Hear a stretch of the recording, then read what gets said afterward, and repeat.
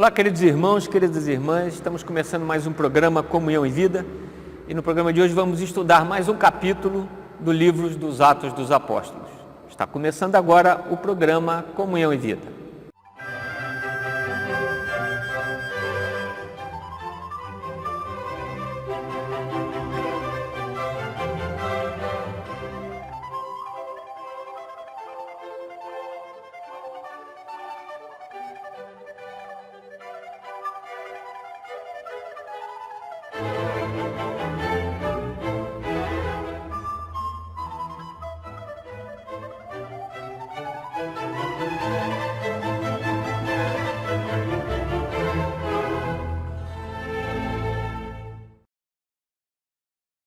Estamos de volta com o programa Comunhão e Vida. Vamos estudar mais um capítulo do livro dos Atos dos Apóstolos. Aproveito para pedir você licença para entrar mais uma vez na sua casa para juntos podermos meditar um pouco mais da palavra de Deus. E está aqui no nosso programa hoje mais uma vez. Padre Renato, obrigado aí pela presença mais uma vez com a gente. Eu que agradeço, Márcio. Uma graça muito grande poder estarmos juntos aqui, né? Dom Gregório, Márcio, você de casa. Dom Gregório, mais uma vez juntos para estudarmos um pouco mais o livro dos Atos dos Apóstolos. Pois é, Márcio, é uma riqueza a gente poder parar, não é? Como você está nesse exato momento nos ouvendo e nos ouvindo, né? Parar um pouco para meditar toda a beleza que a palavra de Deus nos revela. Não é? A palavra de Deus não é uma teoria filosófica bonita, não é algo que a gente apenas deseja meditar para confortar o coração, mas é uma palavra que move o nosso coração para uma mudança de vida, move o nosso coração para transformar a sociedade onde nós estamos vivendo. E essa palavra que nós desejamos meditar, e aqui, no caso ainda mais do que especial, nós vamos meditar uma parte do capítulo 17 do livro dos Atos dos Apóstolos. Por isso eu convido você a que abra a sua Bíblia, pegue a palavra de Deus, né? E vamos juntos acompanhar com o texto em mãos, essa palavra tão bonita que hoje o Senhor deseja nos dar. Bom, o livro dos Atos dos Apóstolos conta um pouco, né, da história do início da nossa igreja. E hoje vamos começar, então, pelo capítulo 17, pedir para o Padre Renato que comece, então. Vamos ler o capítulo 17, do versículo 16 em diante. E diz assim: Enquanto os esperava em Atenas, Paulo se indignava ao observar a idolatria da cidade. Na sinagoga, discutia com judeus e prosélitos. Na praça pública, falava aos que por aí passavam. Alguns das escolas filosóficas de epicureus e estoicos conversavam com ele. Outros comentavam: o que está dizendo esse charlatão?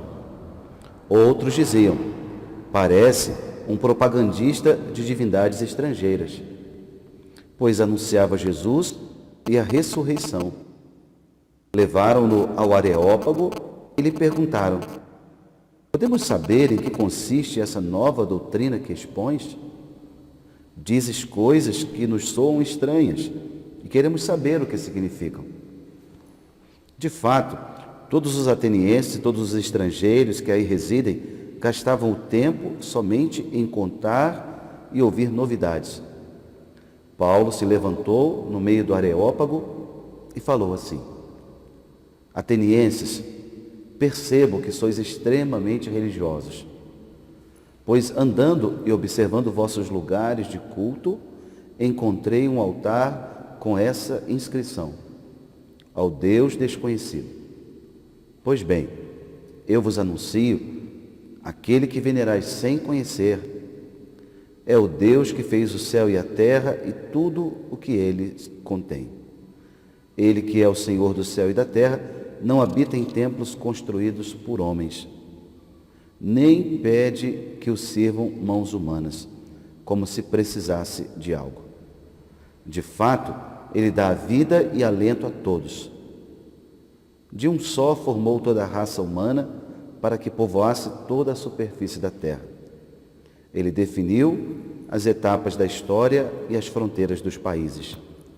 Fez que buscassem a Deus e o encontrassem, ainda que as apalpadelas, pois não está longe de nenhum de nós, já que nele vivemos, nos movemos e existimos, como disse um de vossos poetas, pois somos de sua raça. Bonito esse trecho, mas tem umas palavrinhas aí que a gente precisava esclarecer, né? Fala de epicureus, estoicos, aerópago. Eu queria saber o que são essas palavras, né? Talvez a gente possa começar, né, pelo grande país chamado Grécia, né? A Grécia ela é formada por estados, alguns deles eram totalmente independentes. Nós conhecemos muito a Grécia porque os filmes gostam de aproveitar do ambiente grego, né? Várias histórias, muitas delas naturalmente inventadas, né? Então a gente tem ali, de uma forma exagerada, a Guerra de Troia. A gente conhece muito, não é, a Grécia pela beleza das esculturas, né? E a Grécia tem vários monumentos, né? Monumentos assim espetaculares.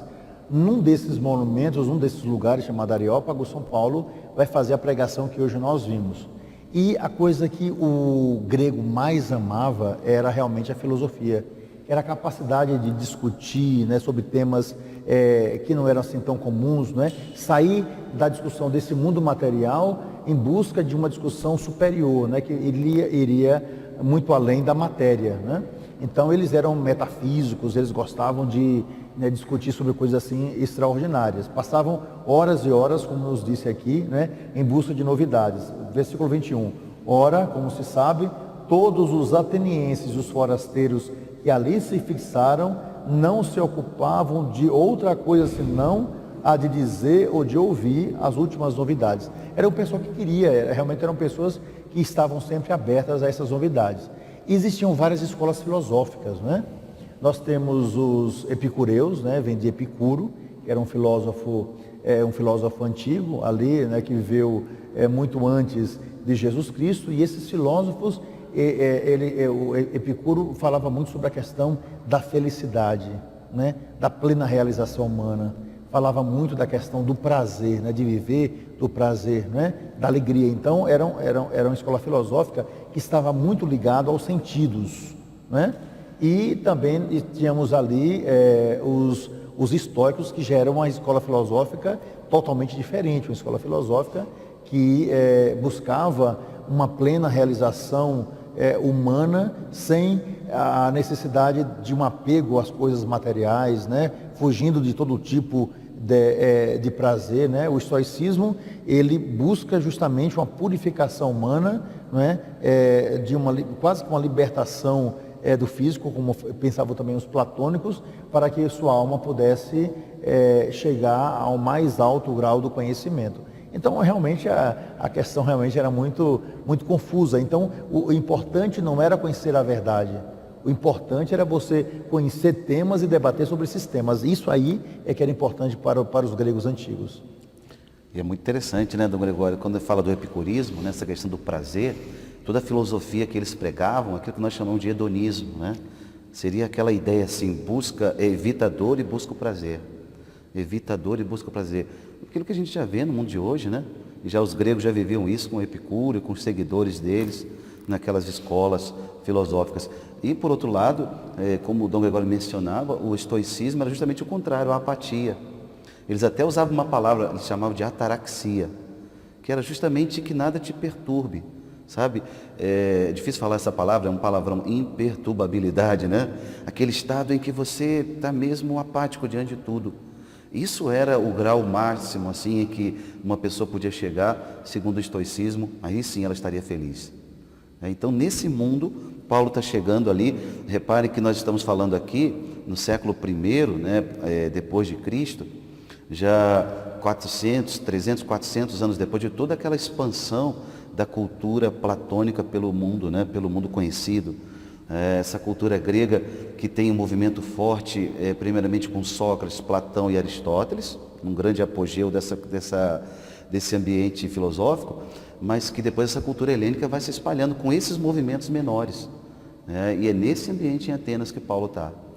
E o curioso é que assim, eles chegam numa sociedade que é uma sociedade culta, né? Uma sociedade de pessoas que são estudiosos, filósofos, e que tem uma religião politeísta, né? E aí Paulo chega ali pregando, né? Aí eu acho muito interessante essa coisa que ele dá, que ele se aproveita de um templo, de um Deus desconhecido, né? Para ele introduzir, né? O Deus nosso, o Deus cristão. Quer dizer, eu acho assim, de uma sagacidade, uma inteligência muito grande, né? Exatamente. E depois a gente vê que à medida, quando ele chega nesse local, ele vai trazer uma reflexão que une as duas coisas, ao mesmo tempo que busca um equilíbrio entre as duas, né? Então, aquele corpo que para os estoicos era quase que uma armadilha para a pessoa humana, né? Chegando a essa, como o Padre Renato, essa impassibilidade, né? A apatheia é a impassibilidade frente às situações. Ah, seu pai morreu. Ah, morreu, tá certo. Era isso que eles imaginavam, ou seja, né? Não, o corpo é um templo onde habita o Espírito Santo. São Paulo vai dizer isso, né? Lá na carta aos Coríntios, aos próprios Coríntios, né? Então, ou seja, já é uma reflexão diferente, né? Primeira coisa. Então, isso já vai contra a mentalidade estoica. E também mostrava que esse corpo onde habita o Espírito Santo, que é maravilhoso, tanto que Deus quis se encarnar, né? Esse corpo não foi feito para a devassidão, para a perdição, o que vai contra aos que eram discípulos de Epicuro, né? Então São Paulo vai mostrar como Jesus Cristo trouxe o verdadeiro equilíbrio, a verdade, né, sobre o ser humano, sobre o seu corpo, sobre a sua vida, né? Como Deus ingressa na natureza humana para mostrar que o ser humano ele é feito de sentimentos, e ele deve desenvolver, o ser humano deve desenvolver os seus sentimentos mais nobres, não o exagero do laxismo, né, do que tudo posso dos epicureus, isso é uma coisa, nem tampouco aquilo que é me afastar de tudo, essa distância de tudo e de todos, como queriam, né, os estoicos. Então, é um justo equilíbrio, mostrando que o que vale a pena é nós desenvolvermos a beleza, as virtudes, né? Lançar para fora a nossa melhor parte. Não existe coisa mais bela do que nós desenvolvermos o amor, né? que desemboca numa perfeita caridade. Então, São Paulo traz um ensinamento novo para aquelas pessoas. No fundo, Márcio, o que Dom Gregório retoma é o tema da encarnação do Filho de Deus, né? Para o cristianismo tem muito sentido as coisas humanas, porque Deus se fez humano, né? Então não é esse desprezo. Os platônicos queriam e tinham esse desprezo, o corpo é um cárcere, tem que me livrar dessas experiências todas terrenas para poder contemplar as ideias perfeitas no mundo das ideias. O cristianismo não, o cristianismo diz esse mundo é criado por Deus, ainda que tocado pelo pecado, ainda que decaído pelo pecado, né? Ferida a nossa natureza pelo pecado, mas não destruída. Então tem algo bom na natureza humana, tem algo bom na criação, tem algo bom em tudo aquilo que Deus tocou e colocou. Por quê? Porque foi Deus quem criou. Depois uma coisa assim, muito importante que eu vejo, Padre Renato, é que São Paulo, ele não estava ali para pregar mais uma verdade, né?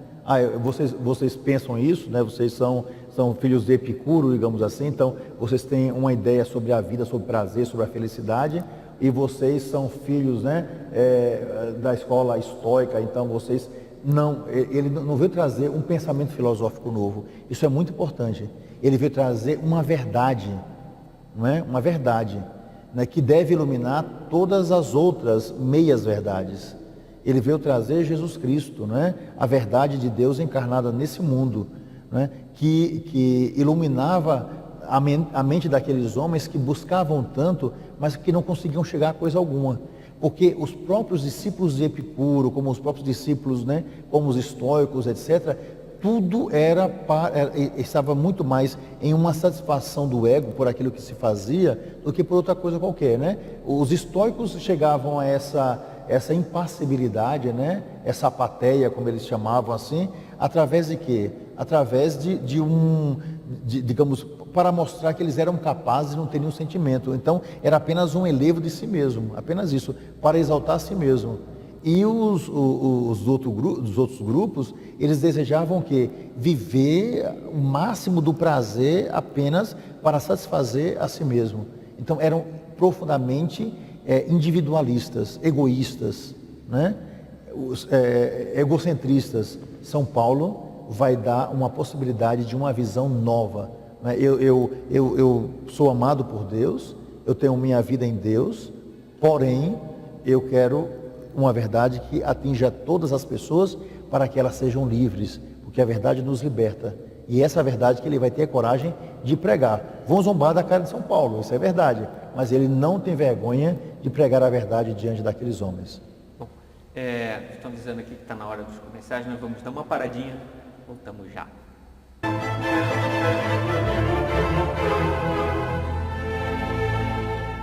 Estamos de volta com o programa Comunhão e Vida, estudando mais um pouco o livro dos Atos dos Apóstolos.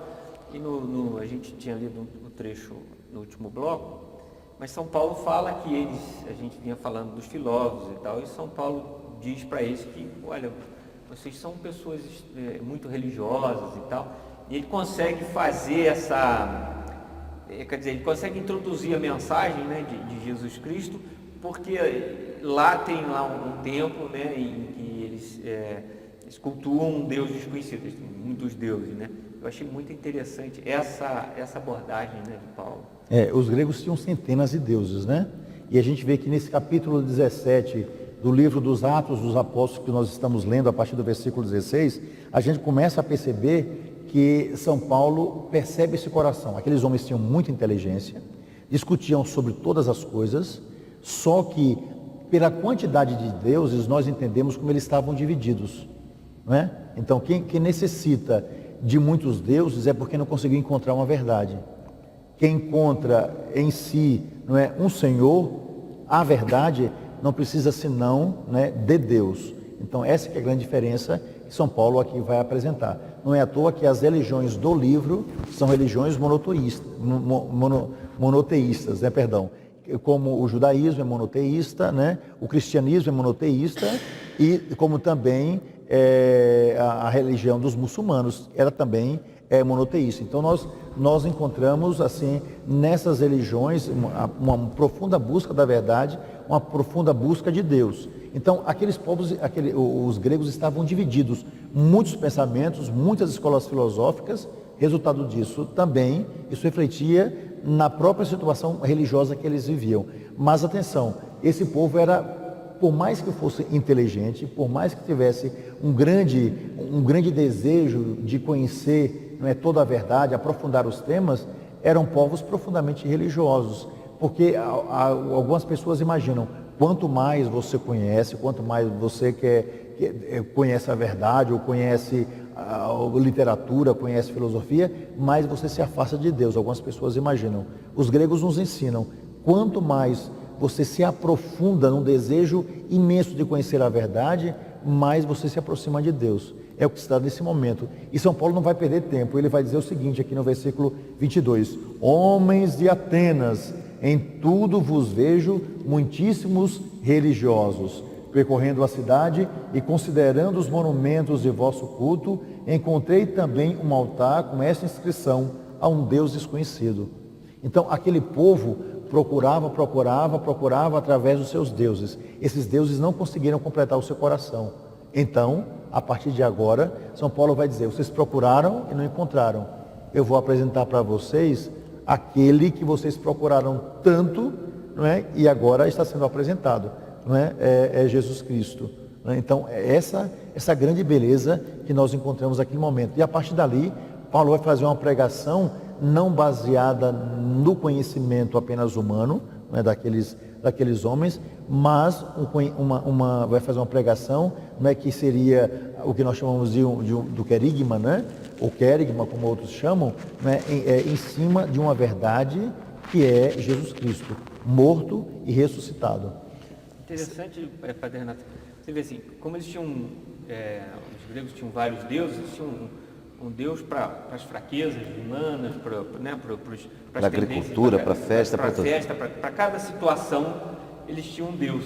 Aí quando São Paulo entra introduzindo o Deus verdadeiro, né, aí ele mostra uma outra abrangência, dá uma outra visão, né? É legal isso, e a gente percebe que as pessoas começam a compreender realmente a realidade de Deus, né? Com certeza, São Paulo está naquela herança, né, na esteira da herança judaica, como judeu que era, né, e agora cristã, onde foi um trabalho tão grande, né, em que Israel teve para purificar a sua cultura de todas as idolatrias, não só dos gregos, mas de todas as nações vizinhas, né? Por exemplo, o livro do Êxodo, lá naquele capítulo 20, proíbe, né, toda a idolatria. Por quê? Porque Israel estava cercada de nações que eram politeístas, que adoravam tantos ídolos, né? aqui. Então foi um trabalho muito grande de divulgação da revelação de Deus, né? Desse Deus, né? Dessa concepção de Deus monoteísta, do único Deus. Muitas vezes a gente vai ler no Antigo Testamento Deus insistindo com o povo de Israel, né? Eu sou o teu Deus, o único Deus, não terás outros deuses diante de mim. Paulo está nessa esteira dessa tradição judaica, e Paulo, e agora mais ainda com a revelação de Jesus Cristo que ele vai trazer.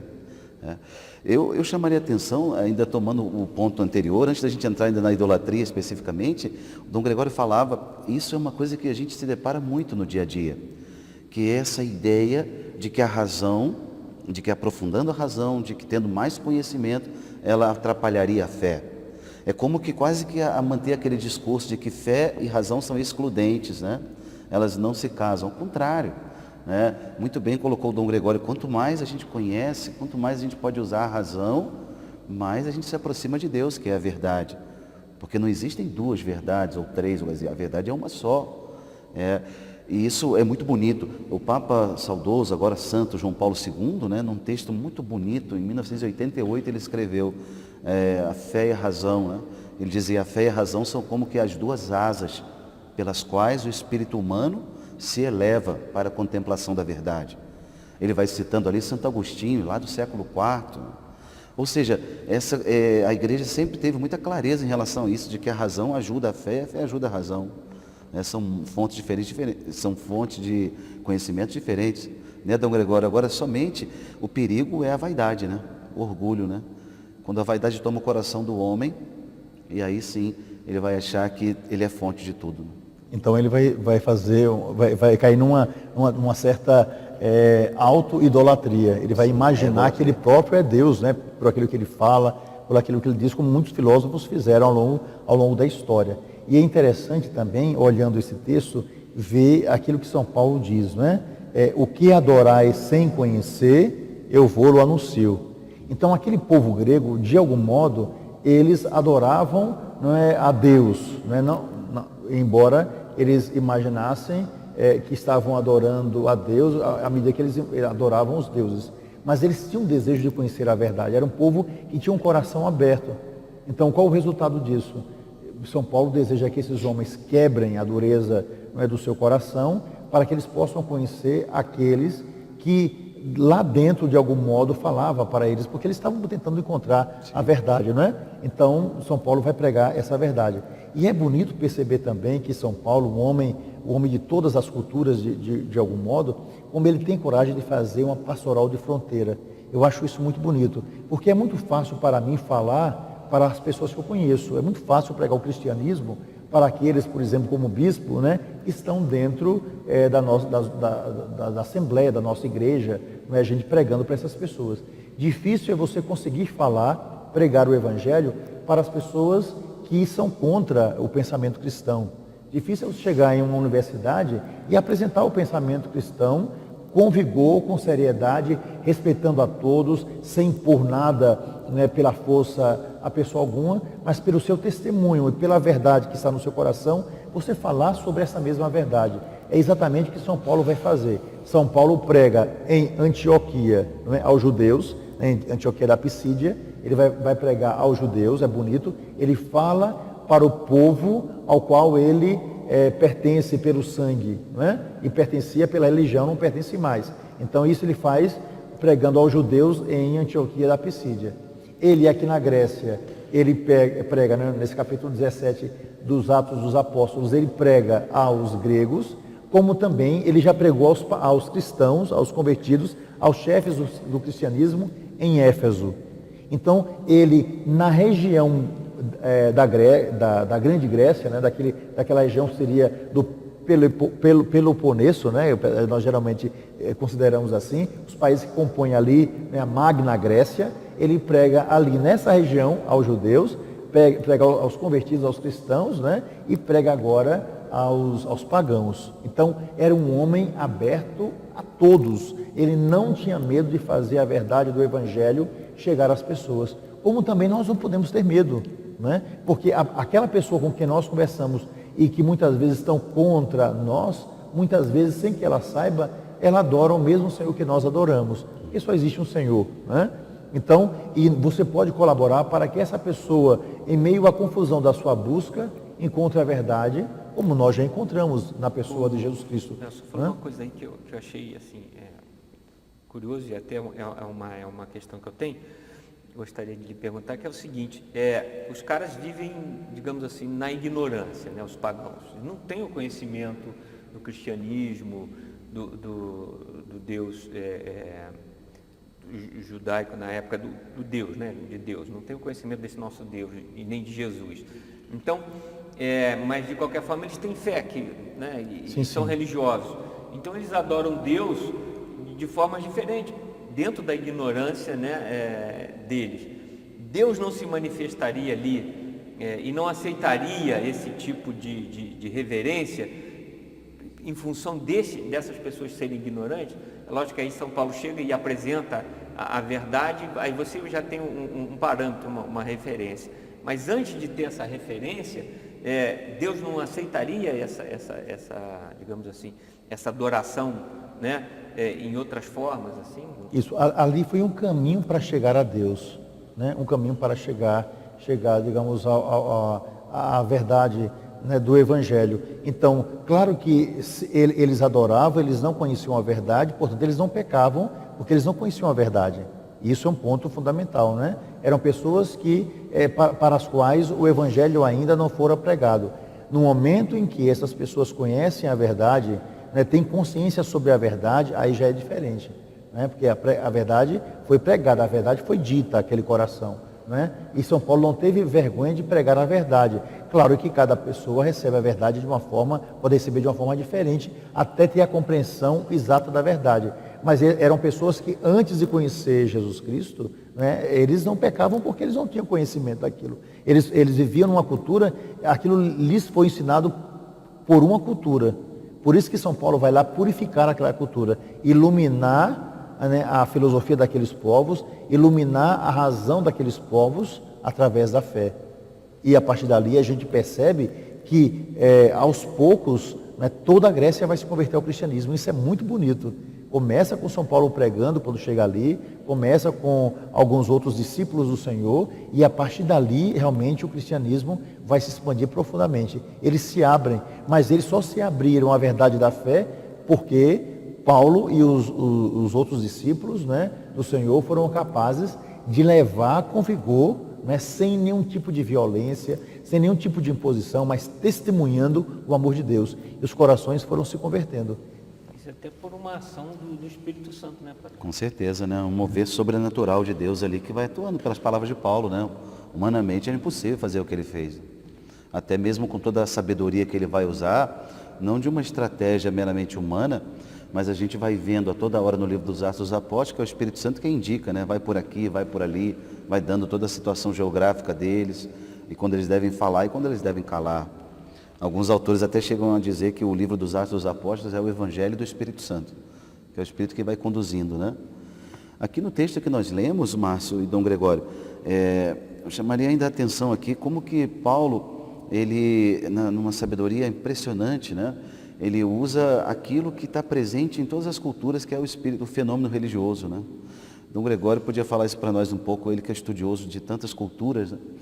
Como antropólogo, como isso é interessante. Quanto mais se tenta abafar esse fenômeno no ser humano, né, com materialismo, com filosofias que tendem a tirar o homem, né, do horizonte de Deus, mais o homem se aproxima de Deus, né? Aqui nós estamos falando do apogeu clássico, né, da filosofia, do homem que pela razão, né, pela cultura grega, chega em tantos ambientes. Ali nasceram as Olimpíadas, ali nasceu a filosofia, ali nasceu tanta coisa na arte de forma maravilhosa. E o homem se vê sempre necessitado de Deus, né? Criando Deus, né? Eu acho que não existe nenhuma civilização que, pelo menos você deve saber, se alguma civilização que não tenha um princípio religioso. Acho que não existe. Não existe. Quando a gente penetra as culturas antigas, né? A gente estuda isso em antropologia, né? Em todos os lugares, em todos os continentes, na África, na Ásia, não é, na Oceania, não é, nos lugares mais remotos, como a Ilha de Páscoa, né, dentro do Oceano Pacífico, nas menores ilhas, né, como a Fuji e tantas outras, não é, no Extremo Oriente, em todos os lugares aqui na América, todos os povos, de uma forma diferente, todos os povos, sem exceção, né, tinham uma ideia de Deus, tinham um certo conhecimento da verdade, tinham sementes da verdade no sentido dessa busca, né, do mistério, e adoravam. Podia adorar um tronco, podia adorar o sol, podia adorar uma árvore, mas todos os povos, sem exceção, faz parte da natureza desde o princípio, como faz parte da gente comer, respirar, né, faz parte do ser humano crer. Isso em todas as culturas, em todas as civilizações. Isso é extraordinário. Isso, às vezes, no mundo da cultura, é muitas vezes abafado, sabe? A gente fala só do Homo sapiens, né? Mas a gente não fala das outras dimensões do homem, que é a dimensão lúdica, que é a dimensão do trabalho, que é a dimensão espiritual, né? Então, isso é muito interessante. Bom, estão avisando aqui que já está na hora dos comerciais. Vamos dar uma paradinha, não sai daí, voltamos já.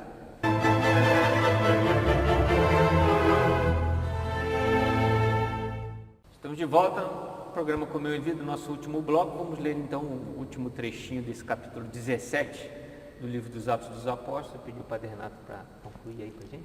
Você que está nos acompanhando, o capítulo 17, versículo 29 em diante, diz assim: portanto, se somos da raça divina, não podemos pensar que Deus seja semelhante a prata, ouro ou pedra modelados pelo engenho e artesanato do homem. Por isso, Deus, não levando em conta a época da ignorância, exorta agora a todos os homens, em todos os lugares, para que se arrependam, pois marcou uma data para julgar com justiça o mundo por meio de um homem designado. Deu-lhe crédito diante de todos, ressuscitando-o da morte.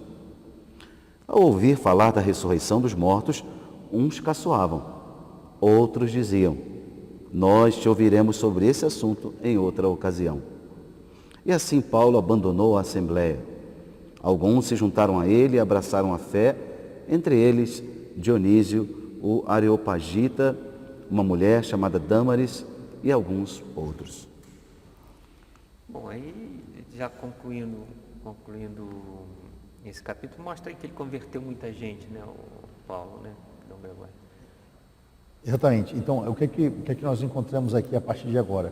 Em primeira coisa, São Paulo vai mostrar aos que estavam no Areópago, né, lugar da discussão, que é um lugar mais aberto para que eles faziam, tipo, era como se fosse um anfiteatro aberto para a discussão. Os homens ficavam ali sentados, alguns tinham as salas de banho, iam para lá, ficavam ali naquele bate-papo, e os gregos adoravam, especialmente como o clima na Grécia é quente, então eles adoravam esses papos, especialmente nos banhos.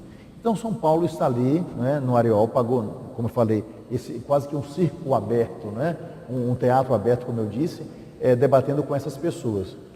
Bom, São Paulo começa a falar que vocês dão valor, né, vocês ficam criando deuses, mas vocês adoram deuses de pedra, né? Vocês estão adorando uma coisa lavrada. Vocês imaginam que essa estátua aqui que vocês esculpiram, ela é Deus, né? Não é a ideia de um Deus que está no céu, mas às vezes eles eram tão materialistas que eles utilizavam a ideia de Deus, né? Não apenas esculpindo, né, assim, mas era um Deus profundamente humano.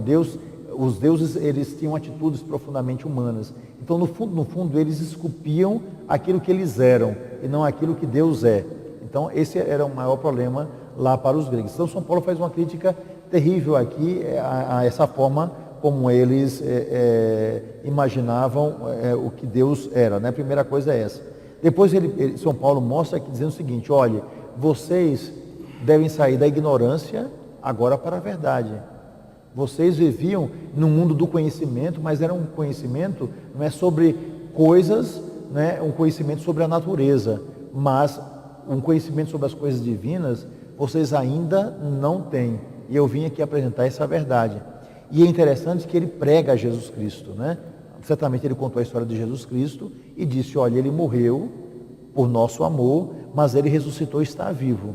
Aí é que vai começar a confusão. Porque na hora que eles estavam achando até interessante o discurso de São Paulo, porque São Paulo Paulo era um homem inteligente, né, formado na sinagoga, né, ele estava falando em grego, né, isso também para eles era interessante, era alguém que não apenas trazia uma cultura, mas era alguém que tinha cultura, era um homem que estava pregando na língua grega, porque São Paulo conhecia latim, porque estava ligado a Roma de algum modo, era cidadão romano, conhecia o hebraico, né?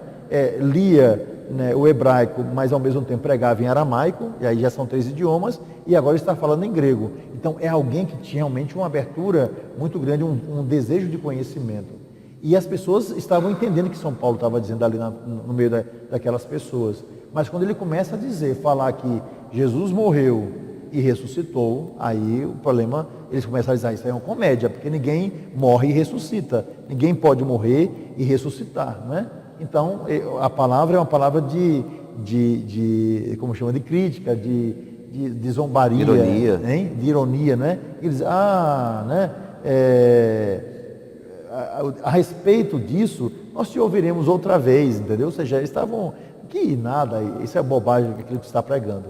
Mas São Paulo não teve medo de, mesmo criticado, falar a verdade. E é interessante, é bonito isso. Às vezes, nós não sabemos o poder que temos de tocar o coração das pessoas. Não é à toa que, concluindo aqui esse capítulo 17, o texto vai nos dizer, alguns homens aderiram a ele e creram. Entre eles, Dionísio, que estava lá, era um areopagita, era alguém que estava acostumado a esses discursos filosóficos, uma mulher chamada Dâmaris, talvez uma servente, alguém que trabalhava ali naquele local, e com eles ainda outros. Então as pessoas começam a se converter.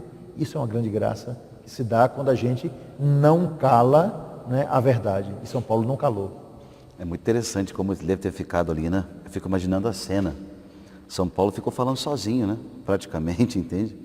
Bom, sobre isso nós vamos te ouvir em outra ocasião, justamente que ele estava tocando no ponto central do cristianismo, que é a ressurreição. Né?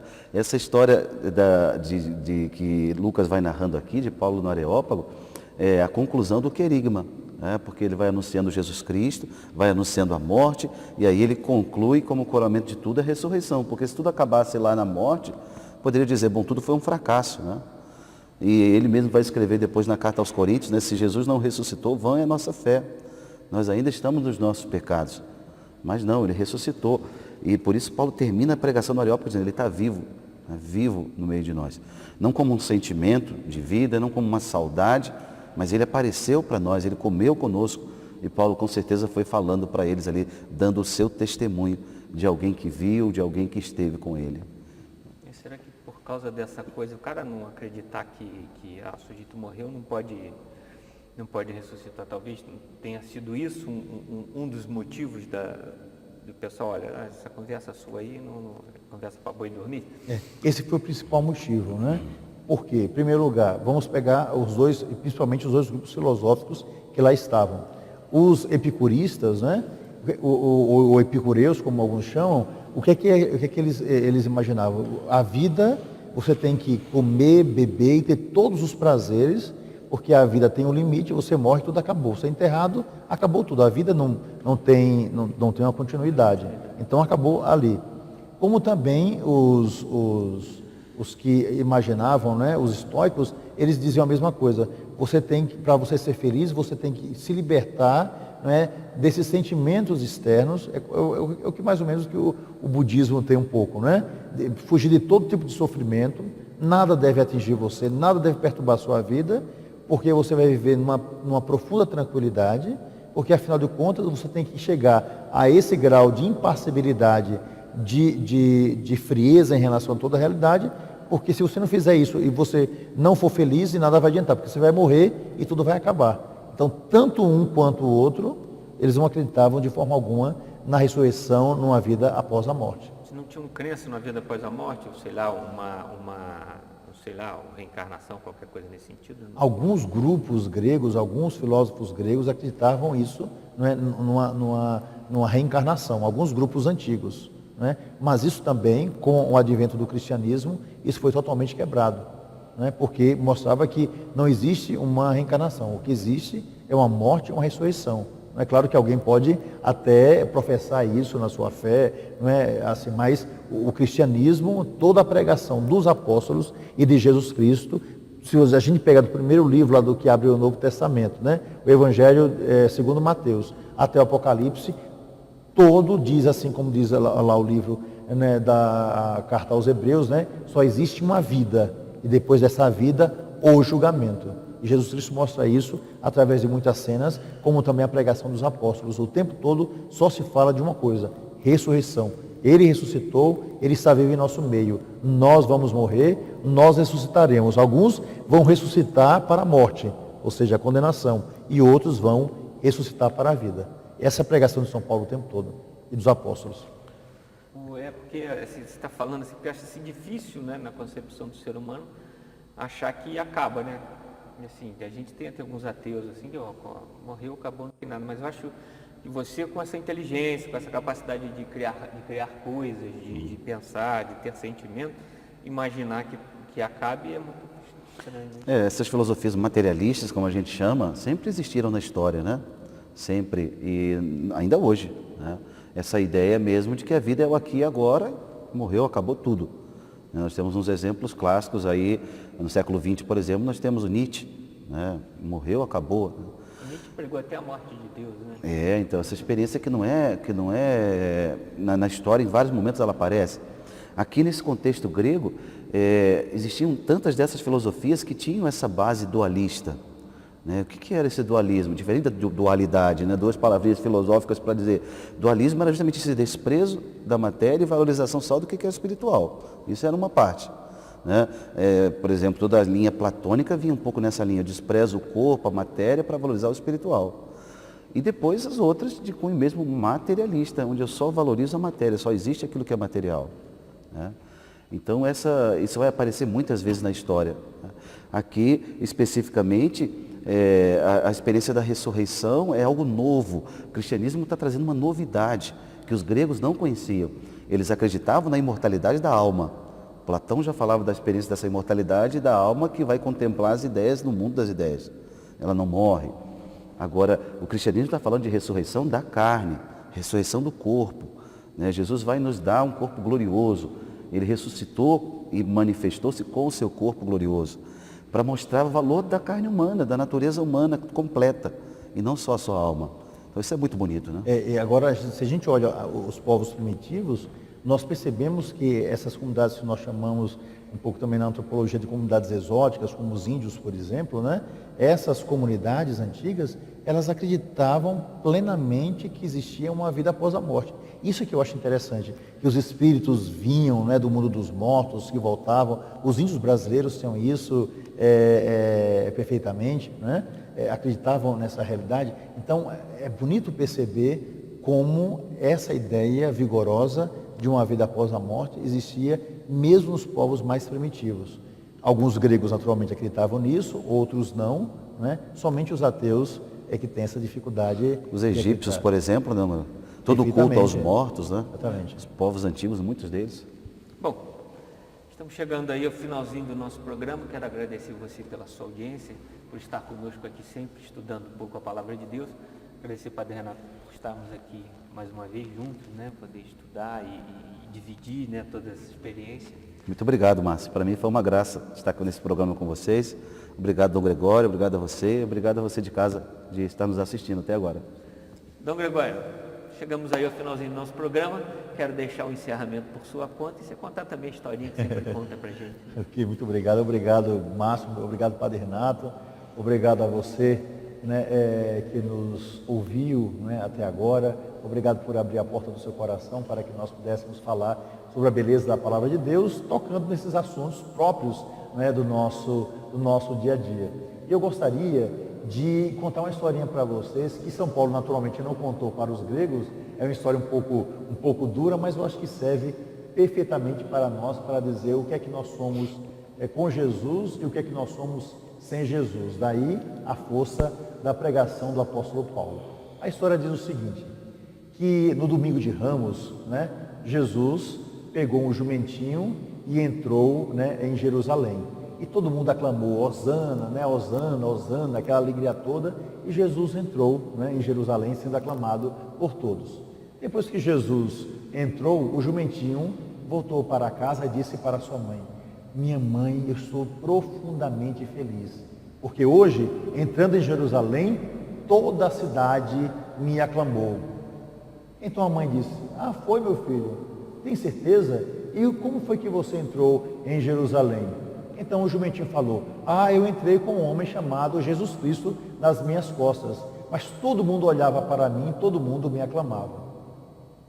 A mãe disse: meu filho, vamos fazer o seguinte, volte outra vez, ingresse outra vez em Jerusalém para ver se alguém vai aclamar você à medida em que você for passando pelo meio da multidão. Pois bem, ele foi, entrou pela porta sagrada, só que ninguém olhava para ele. Entristecido, voltou para casa e disse: mamãe, eu passei pelo meio da multidão e não sei porquê, dessa vez ninguém me aclamou. Então a sua mãe disse: meu filho, a gente sem Jesus não passa de um jumento. Então é exatamente isso. Sem Jesus não adianta, nós não somos nada, né? Então, que Deus nos dê a graça de vivermos a beleza desse momento, cada vez mais abertos para aquele que é a causa da nossa alegria. E agora, meu irmão e minha irmã, receba a bênção que nós pedimos vinha do céu sobre todos nós, sobre você e sua casa, sobre as suas necessidades. O Senhor esteja convosco. Está no meio de nós. E abençoe-vos Deus Todo-Poderoso, Pai, Filho e Espírito Santo. Amém. Até breve.